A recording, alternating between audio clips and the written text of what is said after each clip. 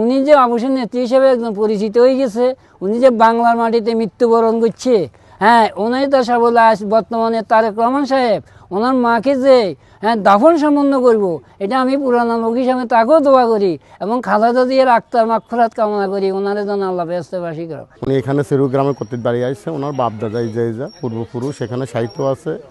আজকে উনি চলে গেছেন, আমরা খুব শোকাত, সবাই দেশবাসীর কাছে দোয়া চাচ্ছি আল্লাহ তাআলা ওনাকে উচ্চ মাকাম আতা দান করে। সবাই দোয়া করিবেন।